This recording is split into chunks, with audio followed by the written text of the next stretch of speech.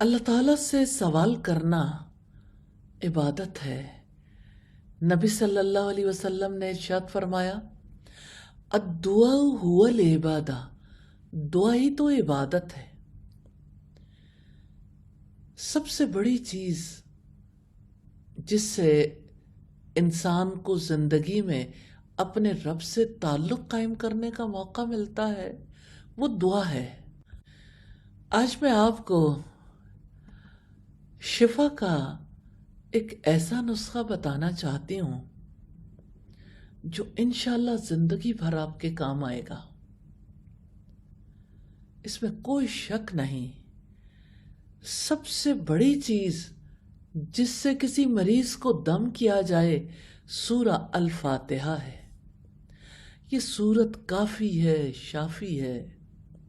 سیدنا ابو سعید خدری رضی اللہ تعالی عنہ سے روایت ہے کہ صحابہ کرام کی ایک جماعت ایک سفر کے لیے نکلی، یہاں تک کہ وہ عرب کے ایک قبیلے کی شاخ یعنی ایک چھوٹے قبیلے کے پاس آئے اور ان سے ضیافت طلب کی، یعنی ان سے انہوں نے فرمائش کی کہ ہماری مہمان نوازی کریں، کیونکہ اس دور میں ہوٹلز اور ریسٹورنٹس اور اسی طرح سے راستے میں ایسی جگہ تو نہیں ہوتی تھی جہاں کوئی انسان کھانا کھا سکے یا وہاں پر سٹے کر سکے۔ اب کیا ہوا، انہوں نے مہمان نوازی کرنے سے انکار کر دیا۔ ہوا یوں کہ اس قبیلے کے سردار کو کسی زہریلی چیز نے ڈس لیا۔ قبیلے والوں نے اس کے لیے ہر طرح کی کوشش کی، کسی چیز سے فائدہ نہیں ہوا۔ اس پر ان میں سے کسی نے کہا، آپ ان لوگوں کے پاس جاؤ جو آپ کے پاس آئے ہیں، شاید ان میں سے کسی کے پاس کوئی چیز ہو۔ پھر وہ صحابہ کرام کے پاس آئے اور کہنے لگے، لوگوں، ہمارے سردار کو کسی زہریلی چیز نے کاٹ لیا ہے، ہم نے تو ہر طرح کا علاج کرنے کی کوشش کی ہے، کوئی فائدہ نہیں ہوا، کیا آپ لوگوں میں سے کسی کے پاس کوئی چیز ہے؟ تو صحابہ کرام میں سے کسی نے کہا، ہاں میں دم کروں گا، اللہ کی قسم ہم نے آپ سے ضیافت طلب کی لیکن آپ نے ہماری ضیافت نہیں کی، سو میں آپ کے لیے دم نہیں کروں گا یہاں تک کہ آپ ہمارے لیے اجرت نہ مقرر کرو۔ تو انہوں نے ان سے بکریوں کے گلے پر مصالحت کر لی۔ اس صحابی نے اس مریض پر سورہ الفاتحہ پڑھ کر دم کیا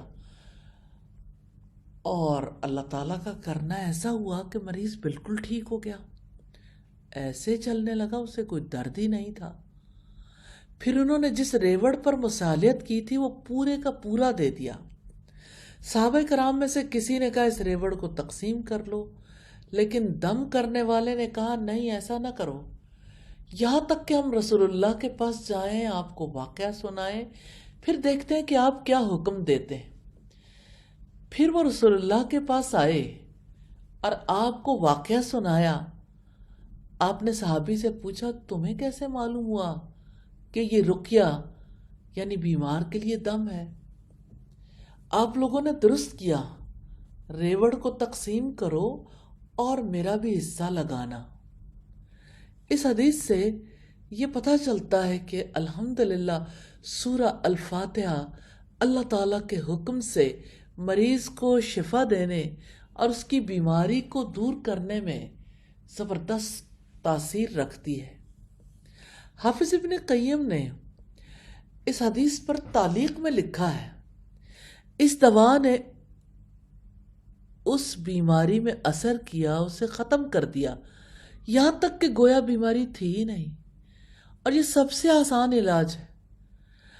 اگر کوئی بندہ سورہ الفاتحہ کے ساتھ علاج کرنا جانتا ہو تو وہ شفا کے لیے اس کی عجیب تاثیر دیکھے گا۔ اور میں مکہ مکرمہ میں ایک مدت تک رہا، مجھے کئی بیماریاں لاحق ہوتی تھیں، نہ مجھے طبیب ملتا تھا نہ دوا، پھر میں سورہ الفاتحہ کے ساتھ اپنا علاج کرتا تھا، اس کی بڑی حیران کن تاثیر دیکھتا تھا۔ اور جو شخص کسی تکلیف اور درد کی شکایت کرتا ہے تو میں اسے بھی اسی طرح سورہ الفاتحہ کے ساتھ علاج کرنے کا بتاتا ہوں تو ان میں سے بہت سے لوگ جلد صحتیاب ہو جاتے تھے. سبحان اللہ. اللہ تعالیٰ سے سورہ الفاتحہ پڑھ کر دعا کیجئے. سورہ الفاتحہ شفا بھی ہے، رقیہ بھی ہے، اور عرش کے خزانوں کے نیچے سے خزانہ بھی ہے. اللہ تعالیٰ ہمیں یقین کی دولت نصیب کرے اور ہمیں دعا کرنے کی توفیق عطا فرما دے. آمین ثم آمین.